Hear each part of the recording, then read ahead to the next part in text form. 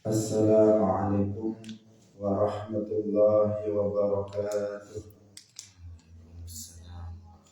Alhamdulillahi rabbil alamin.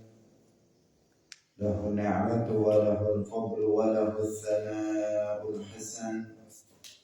Wa salawatullahi al-barri rahim wal malaikatil muqarrabin ala sayyidina wa maulana Muhammadin wa ala alihi wa ashabihi tayyibin tahirin. Allahumma la sahla illa ma ja'altahu sahla wa anta taj'alul hazna idza syi'ta sahla. Allahumma arzuqna al-ikhlasa fil niyyati wal qawli wal 'amali wa ba'du. إلى النبي المصطفى صلى الله عليه وسلم وإخوانه من الأنبياء والمرسلين والشهداء والصالحين، خصوصا إلى سلطان الأولياء الشيخ عبد القادر الجيلاني والشيخ أحمد الرفاعي والشيخ هادي النقشبندي وشيخنا عبد الله الهرري، وإلى أرواح مؤسس جمعية نهضة العلماء الشيخ محمد هاشم أشعري والشيخ بسر سنسوري والشيخ عبد الوهاب حسبوه، وإلى أرواح جميع أهل القبور من المسلمين والمسلمات والمؤمنين والمؤمنات من مشارق الأرض إلى مغاربها، خصوصا إلى أرواح آبائنا وأمهاتنا وأجدادنا وجداتنا ومشايخنا ومشايخ مشايخنا. الفاتحة. أعوذ بالله من الشيطان الرجيم. بسم الله الرحمن الرحيم. الحمد لله رب العالمين الرحمن الرحيم مالك يوم الدين. إياك نعبد وإياك نستعين. اهدنا الصراط المستقيم صراط الذين أنعمت عليهم غير المغضوب عليهم ولا الضالين. آمين. Hadirin hadirat kaum muslimin muslimat, pemirsa Nabi TV rahimakumullah. Alhamdulillah puji syukur marilah kita sampaikan kepada Allah Subhanahu wa taala di pagi hari ini. Allah Subhanahu wa taala masih melimpahkan nikmat-nikmatnya kepada kita semuanya. Nikmat kesehatan, nikmat Islam, iman, taufik, sehingga dengan nikmat-nikmat tersebut kita pagi hari ini bisa kembali bersama-sama dalam majelis ilmu dalam pengajian kitab Matnul Ghayah wa Taqrib atau Matan Abi Syuja'. Semoga keberadaan kita dalam majelis ilmu ini diterima oleh Allah Subhanahu wa taala menjadi amalan salihan indallah. Amin ya rabbal alamin. Salawat dan salam semoga tetap terlimpahkan tercurahkan kepada makhluk yang paling mulia, Imamul Anbiya wal Mursalin, Sayyidina wa Maulana Muhammad sallallahu alaihi wasallam, para sahabatnya, keluarganya serta seluruh umat Islam yang mengikuti beliau ila yaumil qiyamah. Hadirin hadirat rahimakumullah. Mari kita mengikhlaskan niat kita bahwa kita hadir dalam majelis ilmu ini semata-mata untuk mendapatkan ridha dari Allah Subhanahu wa taala. Sebab hanya dengan niat yang ikhlas maka apa yang kita lakukan berupa amal soleh sekecil apapun atau sebesar apapun maka akan diterima insyaallah oleh Allah Subhanahu wa taala. Pada pagi hari ini kita akan membahas tentang tema istibra. Qala al-mu'allif rahimahullahu ta'ala, faslun wa man istahdatsa milka amatin haruma alaihi al-istimta'u biha hatta yastabri'aha. Faslun utawi iki iku fasal suci. Wa man lan utawi sapane wong iku istahdatsa amrih anyar milka amatin ing miliki amat, haruma mongko haram alaihi ing atase man apa istimta'u amrih seneng-seneng amrih nikmat-nikmat biha kelawan amat, hatta yastabri'aha sehingga amrih utawa sehingga nglakoni istibra sapa man ing amat. Ingkarat lamun ana sapa amat iku min zawatil hirbi, setengah saking pira-pira wadon kang khas kang duweni khat, bi haidatin kelawan istibrae, bi haidatin kelawan khat suci utawa kelawan khat suci. Wa ingkarat lamun ana sapa amat iku min zawati syuhur, setengah saking pira-pira wadon kang duweni wulan kang idai kelawan bulan, bisyahrin kelawan sak bulan, istibrae kelawan sak bulan, faqat kalih beloko.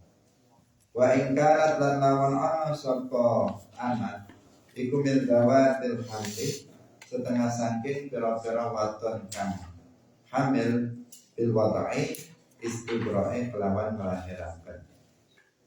Wa idza mata lan tatkalane mati sapa sayyidu ummil walad, sayyite ummil walad, istabra'at mongko nglakoni istibra sapa ummul walad nafsaha ing awak dhewe ning ummul walad kal amati kaya amat. Hadirin hadirat rahimakumullah, pembahasan kita hari ini adalah tentang istibra. Istibra kalau dari segi bahasa mengikuti wazan istaf'ala, yastaf'ilu, istabra'a, yastabri'u, istibra'an, dari kata bara'ah. Bara'ah itu bebas, istabra'ah artinya menuntut kebebasan atau meminta kebebasan. Itu secara bahasa talabul bara'ah, karena mengikuti wazan istaf'ala, yastaf'ilu, istif'ala.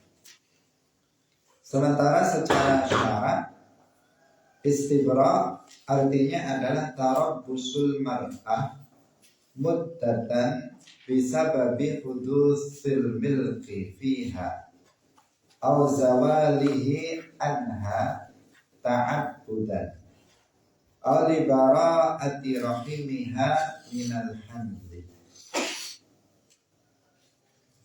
Menunggunya, istibra adalah menunggunya seorang perempuan dalam masa tertentu disebabkan oleh barunya kepemilikan terhadap perempuan tersebut atau hilangnya kepemilikan dari perempuan tersebut karena ta'abbud, semata-mata untuk menjalankan perintah Allah, atau karena untuk membebaskan rahim dari perempuan tersebut dari kehamilan. Hadirin hadirat rahimakumullah. Jadi di sini kita berbicara bukan tentang perempuan biasa, tetapi kita bicara tentang perempuan amat. Nah, amat atau hamba sahaya perempuan. Ini yang kita bahas, istibra. Kalau kemarin tentang perempuan merdeka, secara umum kita bicaranya adalah tentang masalah iddah. Istibra itu mirip dengan iddah, mirip dengan iddah. Tetapi ini untuk amat atau hamba sahaya yang tidak bersuami, yang dia dimiliki oleh sayyid, oleh sayyidnya. Ini nanti ada istilah namanya istibroh. Karena seperti yang sudah kita ketahui bersama, bahwasanya jika seseorang memiliki seorang amat, memiliki amah, memiliki budak perempuan, maka budak perempuan itu halal bagi sayyidnya, halal bagi tuannya untuk menggaulinya. Jadi boleh bagi sayyid untuk menggauli, menjima budaknya, budak perempuan tersebut. Hukumnya apa? Halal. Nah, di sini maka jika kemudian seseorang membeli budak, baru membeli budak perempuan, atau seseorang menjual budak perempuan, maka di sini nanti ada istilah istibroh. Jadi konteksnya adalah berbicara tentang seseorang yang baru membeli seorang budak atau menjual seorang budak perempuan. Hadirin hadirat rahimakumullah. Karena perbudakan ini memang ada ketentuan hukum khusus di dalam syariat Islam. Dalam berbagai bidang, dalam berbagai permasalahan itu ada pembahasan tentang budak secara khusus, baik abdun dengan pengertian budak laki-laki maupun budak perempuan, itu selalu terikut pembahasannya mulai dari awal pembahasan fikih sampai akhir pembahasan fikih, maka itu akan kita temukan. Termasuk dalam kasus atau dalam permasalahan pernikahan, itu juga ada hubungannya dengan amat. Dari awal kemarin juga sudah kita bahas bahwa bagaimana seorang laki-laki jika dia menikahi seorang amat dan seterusnya. Sudah kita bahas di awal. Nah, yang intinya kemarin juga kita tegaskan bahwa dalam Islam itu memang ada konsep perbudakan. Ada ketentuan hukum tentang perbudakan. Tidak dikatakan bahwa Islam itu datang untuk menghapuskan perbudakan. Tidak dikatakan seperti itu. Seperti yang dikatakan oleh sebagian kalangan. Sebagian orang yang sok tahu tentang ajaran Islam, mereka bermaksud tujuan mereka seakan-akan baik. Tujuan mereka adalah untuk memperlihatkan citra baik Islam. Tetapi kemudian dengan merubah ketentuan hukum Islam, seakan-akan dia yang lebih mengetahui tentang Islam daripada Allah itu sendiri, daripada Rasulullah Shallallahu Alaihi Wasallam. Sehingga sebagian orang menganggap kebaikan itu berdasarkan pemikirannya, menganggap keburukan itu berdasarkan pemikirannya, menurut pendapatnya, menurut adat, menurut penilaian daripada manusia. Sebagian beranggapan seperti itu. Padahal Al-Hasan itu mahassanahu syara'. Jadi kebaikan itu adalah sesuatu yang dinilai baik oleh syara'. Wal qabih itu ma qabbahahu asy-syar'u. Dan keburukan itu adalah sesuatu yang dianggap buruk oleh syara'. Jadi kebaikan dan keburukan itu kriterianya adalah syara', Al-Quran dan hadis. Sesuatu itu dianggap baik jika Al-Quran dan hadis menganggapnya itu baik. Dan sesuatu itu dianggap buruk jika Al-Quran dan hadis itu menilainya buruk. Itu kriterianya. itu parameternya, ukurannya itu, syarat ukurannya itu. Bukan pendapat seseorang, bukan adat yang berlaku pada suatu daerah tertentu, dan juga bukan pendapat dari masyarakat secara umum. Tetapi parameternya adalah syarat Al-Quran dan hadis. Karena sebagian kita atau sebagian orang itu kemudian menilai kebaikan itu berdasarkan akal pikirannya dan berdasarkan pandangan dari masyarakat. Ketika masyarakat mengatakan itu baik, maka kemudian sesuatu yang sesungguhnya itu buruk dalam syara, dia anggap itu baik. Sesuatu yang masyarakat itu bilang buruk, tetapi syara bilang baik, maka kemudian apa? Kemudian sesuatu yang baik itu dianggap sebagai sesuatu yang buruk. Kenapa? Karena mengikuti pandangan masyarakat, bukan pandangan Al-Quran dan hadis.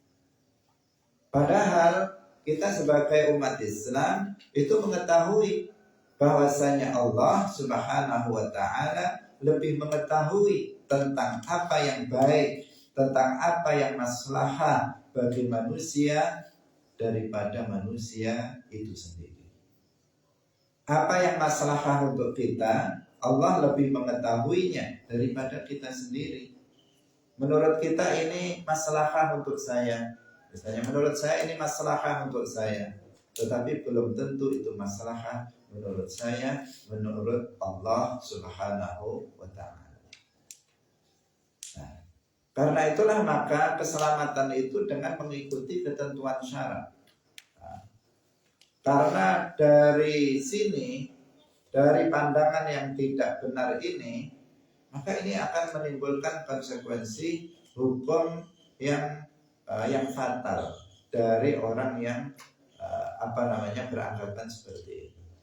Orang yang beranggapan, maksudnya apa? Orang yang beranggapan bahwa kebaikan itu diukur dari sebuah pandangan seseorang atau pandangan masyarakat tertentu, keburukan juga diukur dari pandangan masyarakat tertentu, maka di sini sesuatu yang baik menurut syarak bisa dianggap buruk.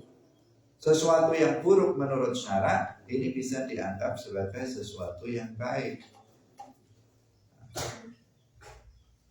Misalnya sesuatu yang sudah dalam syarak itu sebenarnya diperbolehkan.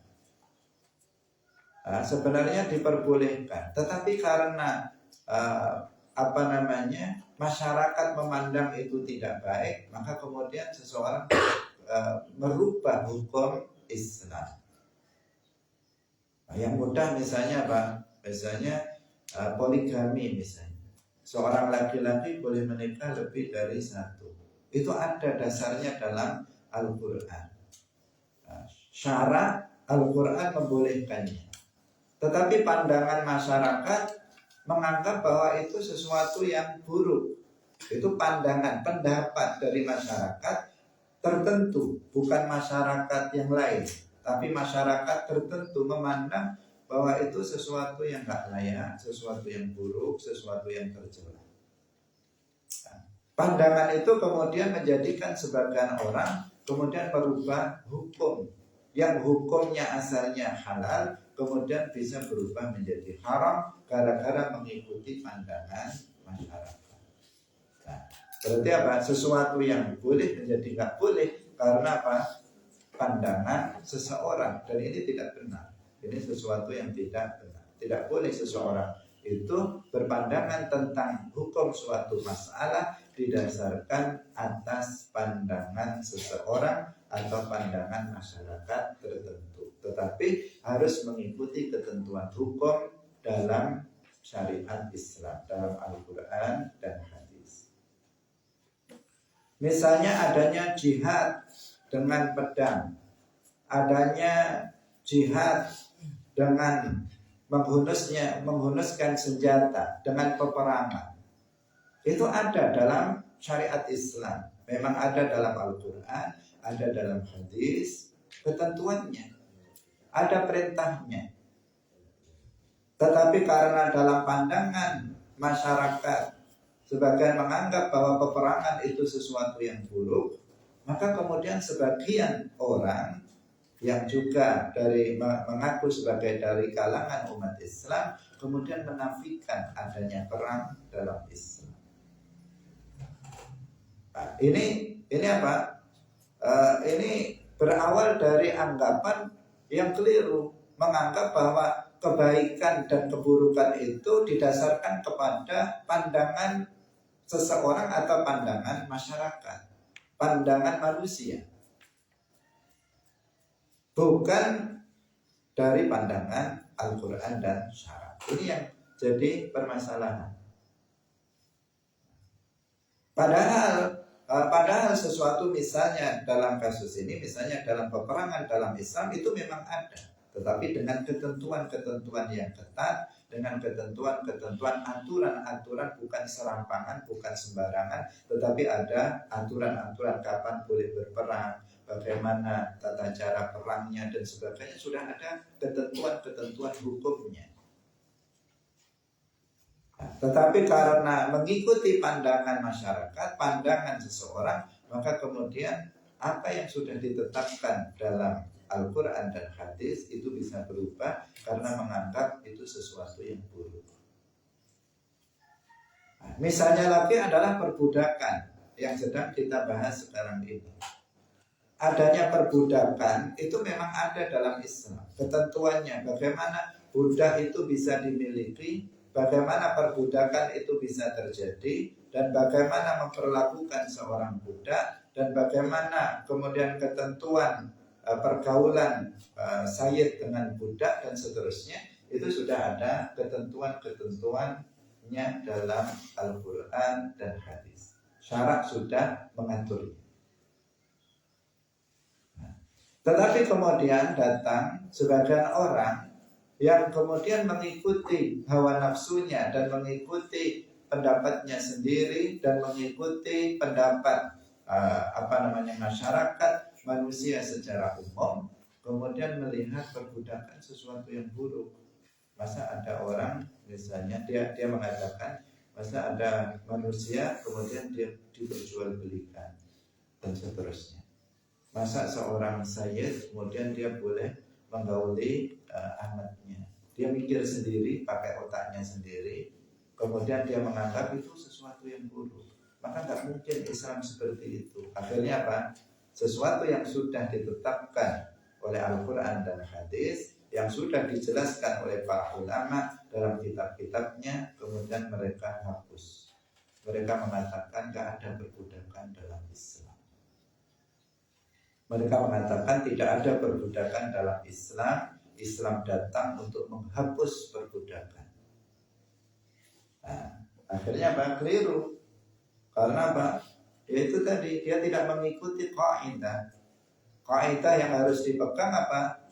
Al-hasan ma hassanahu syar'u. Kebaikan itu adalah sesuatu yang dinilai baik oleh syara'. Wal qabih ma qabbahahu asy-syar'u. Dan keburukan itu adalah sesuatu yang dinilai buruk oleh syara'. Parameternya adalah syara'. Syara' artinya Al-Quran dan hadis. Itu parameternya. Tentu berdasarkan penjelasan dari para ulama, seperti para ulama mujtahidin. Nah, kalau kita berpegangan kepada itu, maka kita akan selamat. Nah, kita akan selamat dari dari usaha kemudian merubah hukum Islam. Seakan-akan manusia lebih mengetahui daripada Allah tentang sesuatu yang maslahah bagi umat manusia. Ini kaidah penting yang harus dipegangi, karena banyak sekarang orang yang nakal-nakali hukum, bahkan diantara mereka merubah hukum Islam sesuai dengan selera mereka, karena anggapan baik dan buruk itu seakan-akan dia lebih tahu daripada Allah Subhanahu wa Ta'ala asy-syari' yang menciptakan syariat Islam. Hadirin hadirat rahimakumullah. Nah, memang dalam syariat Islam itu ada anjuran Ini yang benar, bahwa dalam Islam itu ada anjuran untuk memerdekakan budak, tetapi bukan menghapus perbudakan. Ada anjuran untuk memerdekakan budak. Ketika seseorang itu melakukan dosa-dosa besar tertentu, seperti misalnya dia melakukan zihar, seperti yang sudah kita bahas sebelumnya, maka ada kafarahnya, diantaranya memerdekakan budak. Ada seorang suami misalnya membatalkan puasanya dengan jima, puasa Ramadannya dengan jima, maka dia kena kafarah zihar, diantaranya adalah memerdekakan budak. Dan beberapa kafarah lain itu adalah berupa memerdekakan budak. Dan juga dianjurkan, ada anjuran untuk memerdekakan budak. Jadi Islam itu menganjurkan untuk memerdekakan budak, bukan menghapuskan perbudakan, tidak. Hanya saja pada masa sekarang ini memang tidak ada lagi perbudakan. Tidak ada lagi perbudakan, kecuali katanya di sebagian negara tertentu itu pun sudah tidak diperjualbelikan sebagaimana pada masa lalu. Nah, perbudakan sudah tidak ada itu bukan karena dihapus, bukan karena perbudakan dihapus, tetapi mekanisme untuk adanya perbudakan sekarang itu sudah nggak ada. Jadi mekanisme untuk terjadinya adanya perbudakan kembali itu sekarang nggak ada. Seandainya ada, maka perbudakan akan ada.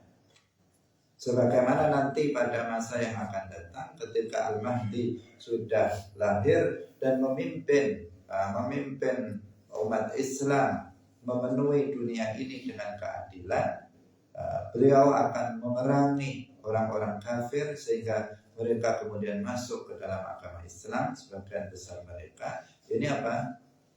Ini nanti akan ada lagi perbudakan. Karena mekanismenya adalah dengan melalui peperangan,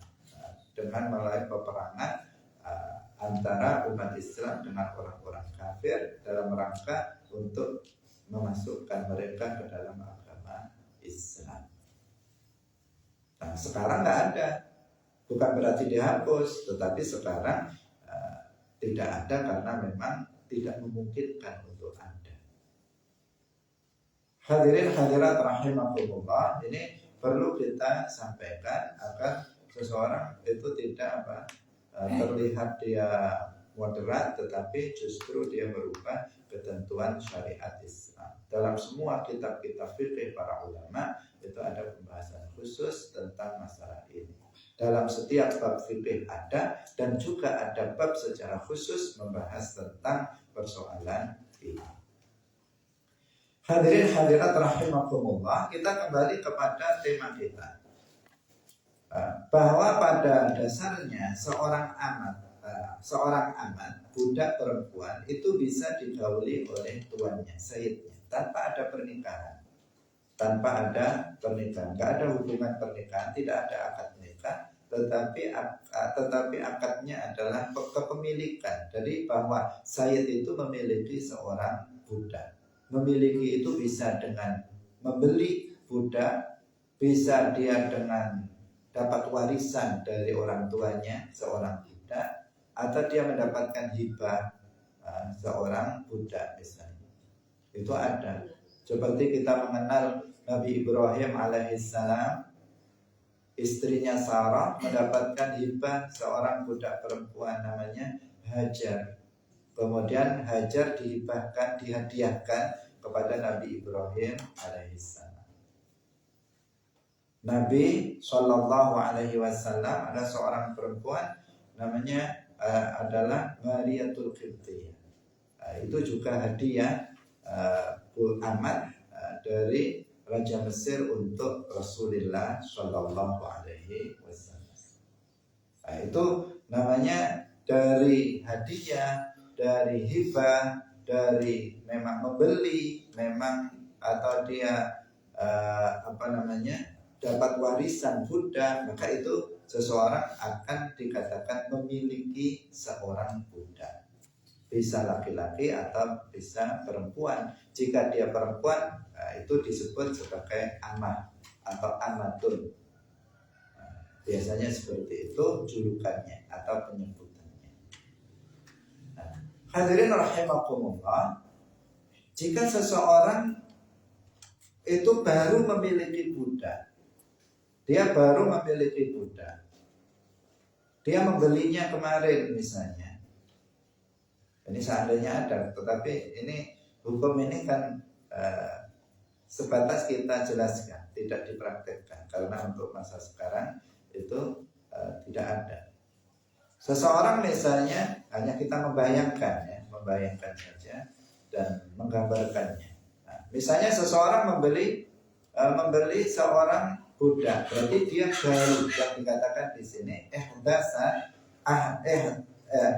manis tahdasa milka amatin. Dia baru memiliki seorang amat, baru beli seorang amat, baru dapat warisan dari bapaknya seorang amat, atau baru dikasih hadiah seorang amat, berarti masih baru, ya kan? Masih baru. Maka di sini ada ketentuannya, haram baginya untuk melakukan istimta dengannya sampai dia melakukan istibro. Sampai dia melakukan istibro. Istibro tadi itu apa? Jadi dia tidak boleh menggauli amat itu karena masih baru amatnya. Dia tidak boleh menggauli amat itu, tidak boleh istimta selain dengan jima atau selain jima dengan badan amat itu sampai melakukan istibro terlebih dahulu. Pada dasarnya istibro tadi kan tujuannya yang pertama adalah untuk memastikan bahwa perempuan itu tidak hamil. Itu yang pada dasarnya. Karena bisa jadi ini dari pemilik awalnya digauli kemudian dijual, ternyata ketika dimiliki oleh pemilik yang kedua ternyata bisa jadi kan hamil. Nah, nanti kalau langsung digauli bisa nasabnya bisa nggak jelas, bisa nasabnya tidak jelas. Ini fungsinya kan seperti iddah, sehingga kemudian melakukan istibro terlebih dahulu. Nggak boleh digauli oleh sayyid yang kedua yang telah membelinya, yang baru, pemilik barunya itu tidak boleh menggaulinya dalam beberapa waktu yang nanti akan dilakukan. Atau juga tujuannya bukan hanya semata-mata untuk mengetahui apakah si amat itu hamil atau tidak, tetapi juga tujuannya adalah ta'abbud. Ta'abbud itu betul-betul hanya semata-mata untuk untuk menjalankan perintah Allah Subhanahu wa ta'ala. Karena bisa jadi misalnya sebelumnya pemilik dari amat itu adalah anak kecil, nggak mungkin dia hamil si amat itu karena pemiliknya anak kecil. Kemudian dijual kepada orang dewasa.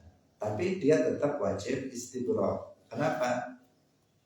Ta'abbudan, karena semata-mata menjalankan perintah Allah bahwa seseorang yang baru memiliki seorang amat, maka amatnya harus diistibro dulu, artinya didiamkan artinya tidak boleh digauli oleh sayyid yang baru memilikinya itu dalam beberapa waktu lamanya. Itu yang disebut dengan istibro. Bagaimana ketentuannya? Ketentuannya dilihat kondisi dari perempuan tersebut. In kanat min dawatil haidi bihaidatin. Apabila amat itu masih dawatul haid, perempuan yang subur, dia haid. Dia memang masih setiap bulannya itu masih secara normal mengeluarkan darah haid. Itu yang disebut dengan zawatul haid. Nah, maka istibra'nya itu adalah 1 kali haid. Istibra'nya berapa? 1 kali haid. Itu untuk yang zawatul haid. Hadirin rahimakumullah. Jadi kalau misalnya seseorang membeli seorang budak, ini satu kali haid sempurna, ya, sempurna. Kalau misalnya seseorang membeli seorang anak dalam keadaan suci, maka ditunggu sampai haid. Kemudian setelah selesai satu kali haid, maka ini berarti sudah selesai istibrohnya. Kalau misalnya seseorang membeli seorang amat, kemudian amatnya ketika dibeli itu dalam keadaan haid, maka berarti ditunggu habis haid, kemudian suci, kemudian haid lagi sampai suci. Setelah suci yang kedua ini, setelah suci dari haid yang kedua ini, itu dikatakan sudah habis istibrohnya. Kenapa? Karena harus satu haidah, satu kali haid yang sempurna.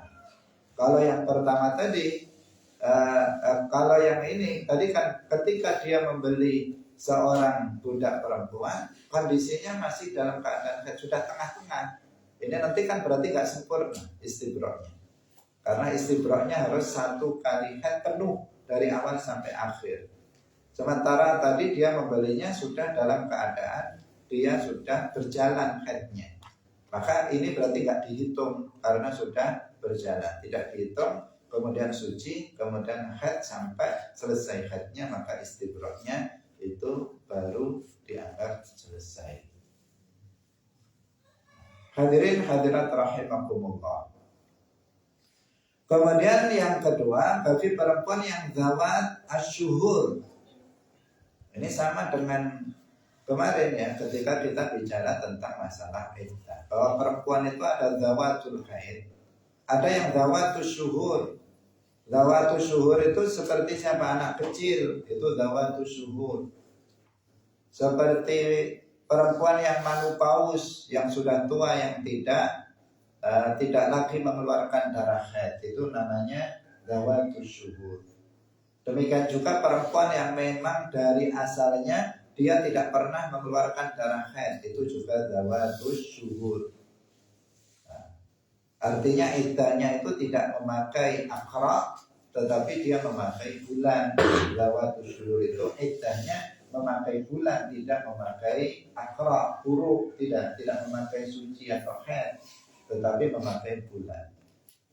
Kalau dia itu dari zawatul haid, maka istibrohnya satu kali haid, satu kali haid.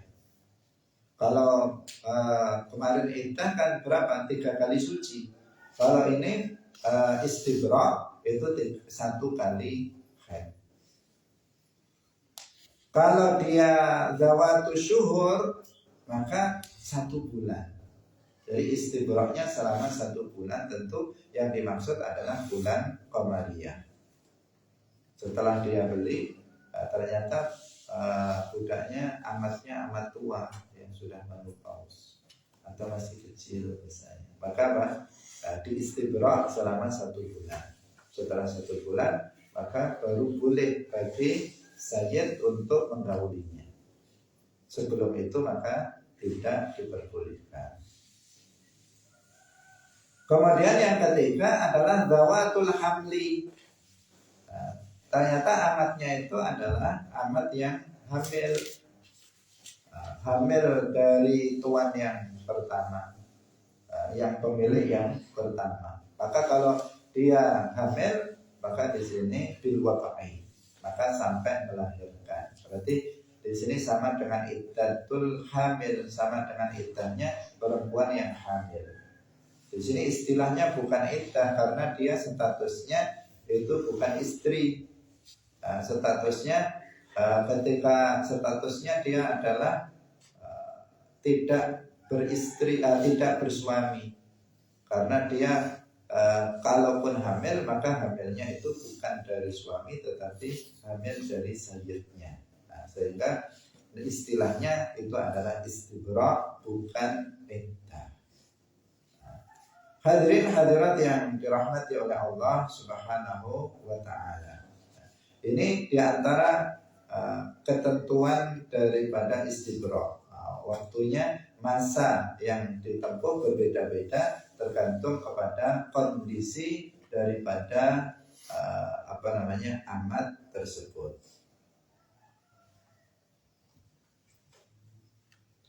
Nah, sekarang kalau misalnya seorang laki-laki membeli istrinya, bagaimana membeli istri? Ada seorang laki-laki membeli istrinya, maka di sini disunnahkan baginya untuk melakukan istibra terhadap istrinya tersebut dan hukumnya tidak wajib. Bagaimana membeli istrinya? Kita bicara tentang budak ya, bukan bicara tentang orang merdeka. Kalau orang merdeka tidak bisa dibeli, nggak boleh membeli istri orang merdeka, nggak bisa. Ini istrinya sendiri. Kalau misalnya ada seorang merdeka, ada orang merdeka, kemudian dia menikahi seorang amat. Kemarin kan bisa seorang laki-laki merdeka menikah dengan perempuan amat. Amatnya punya orang, jadi tetangganya punya budak perempuan, kemudian dinikahi oleh dia. Berarti istrinya itu statusnya sebagai amat dari tuannya. Kemudian suaminya itu membeli istrinya itu, dibeli dari tuannya. Nah, maka di sini dikatakan oleh para ulama sunnah melakukan istibra, tidak wajib. Kenapa? Karena memang dia istrinya. Artinya kalaupun dia misalnya hamil, maka hamil dari suaminya. Nah, sehingga seandainya tidak melakukan istibra, maka itu tidak ada masalah. Nah, sehingga para ulama mengatakan hanya hukumnya adalah sunnah, bukan wajib untuk melakukan istibra. Kemudian apabila seorang amat dimiliki dua orang yang bersekutu, itu bisa jadi karena amat ini kan dia seperti dari satu sisi itu dia manusia, tapi dari satu sisi itu dalam ketentuan hukumnya seperti binatang. Misalnya saya dengan kamu memiliki kambing, kan bisa. Jadi satu kambing milik dua orang, kan bisa. Namanya syarikah. Nah, budak juga bisa seperti itu. Seorang amat dimiliki dua orang, itu bisa terjadi. Misalnya saya punya bersarikat, punya harta, kamu punya harta, dijadikan satu, membeli seorang amat misalnya. Itu bisa terjadi. Nah, tetapi kalau satu amat dimiliki oleh dua sayyid, maka ini nggak boleh dua-duanya menggaulinya dalam ketentuan hukum Islam. Tapi jika seandainya itu dilakukan, nah, ternyata meskipun itu nggak boleh, ternyata dilakukan. Nah, sayyidnya dua-duanya itu sama-sama menggauli amatnya itu. Nah, terus ini bagaimana jika kemudian amatnya itu dijual? Amatnya itu dijual kepada orang lain, atau seseorang membeli dari amat dari pemilik yang bersyarikah itu. Itu bagaimana? Maka di sini wajib 2 kali istibra. Jadi istibranya 2 kali. Berarti diistibrakan 2 kali, lipat 2 kali, karena sayyidnya itu adalah 2, pemiliknya itu bersyarikah. Hadirin hadirat yang dirahmati oleh Allah Subhanahu wa taala. Kemudian kita lanjutkan kembali. Wa idza mata sayyidu ummil walad istabra'at nafsaha kal amati.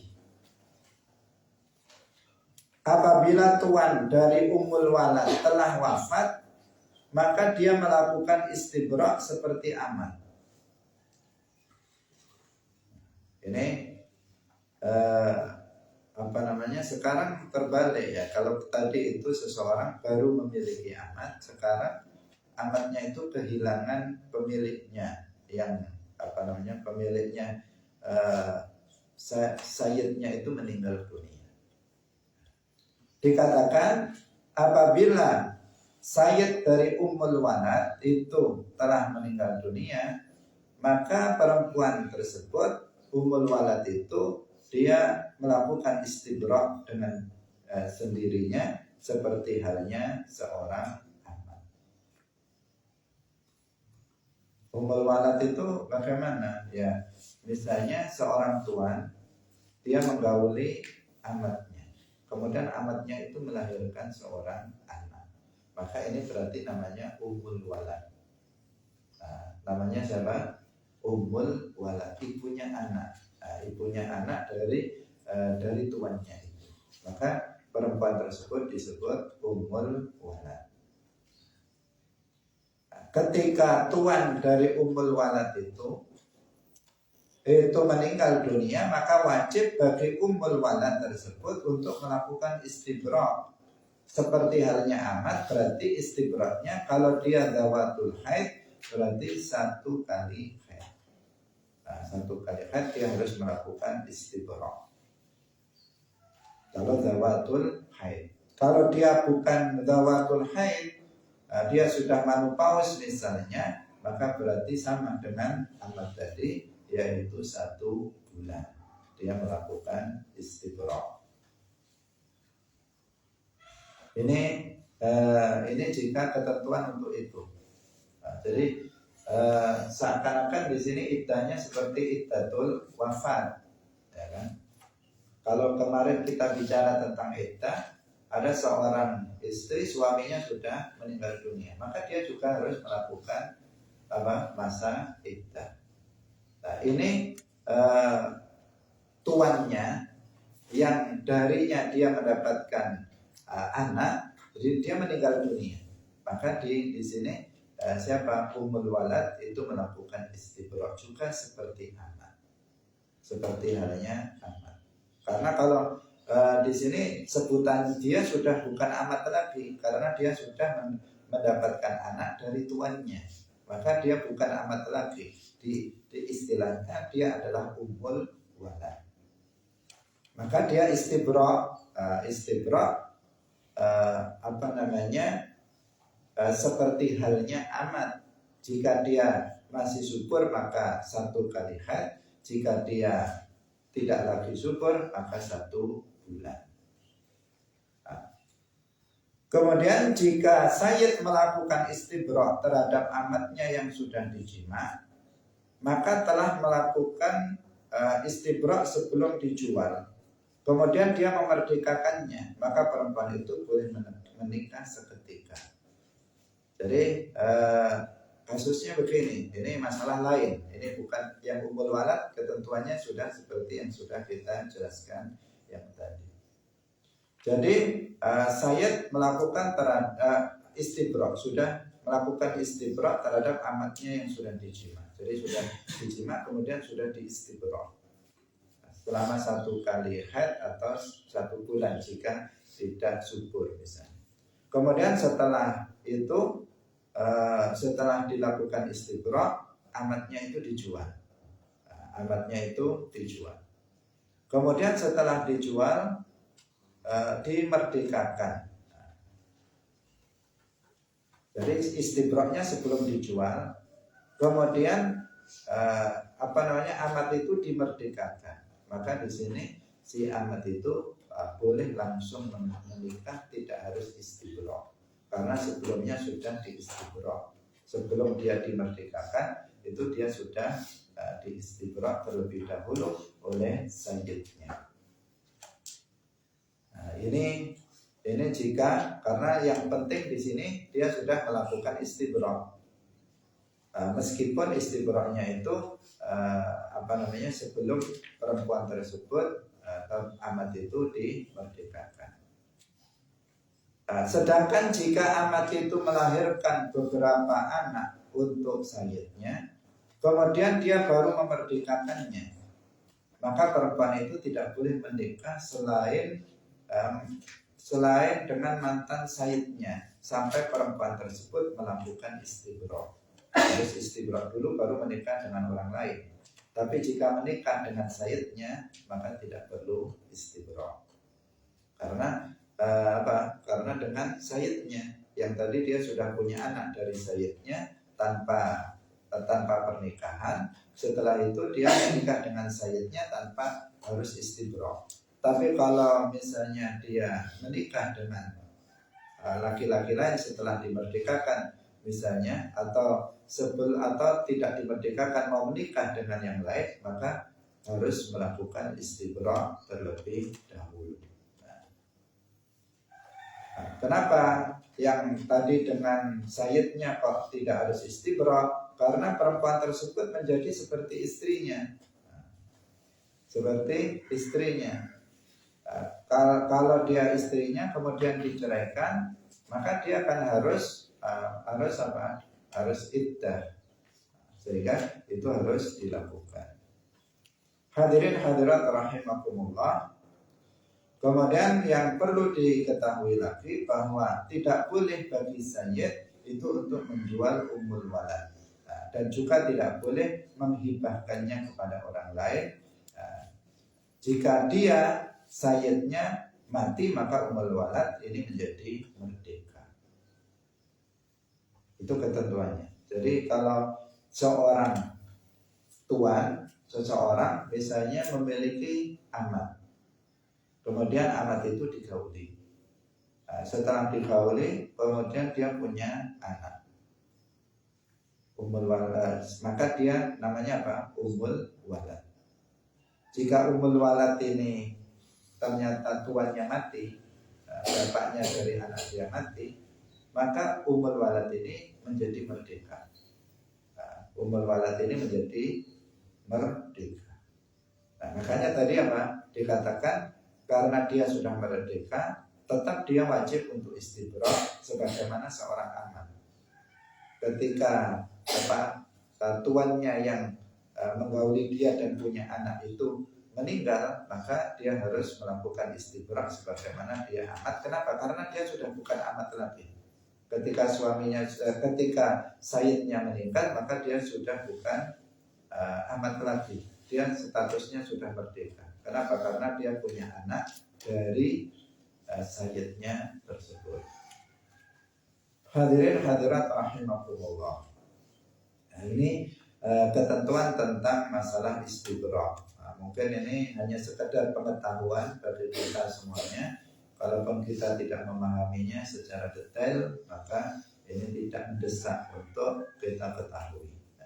Semoga bermanfaat. Barakallahu fikum. Wallahu muwaffiq ila aqwamit thoriq. Wassalamualaikum warahmatullahi wabarakatuh.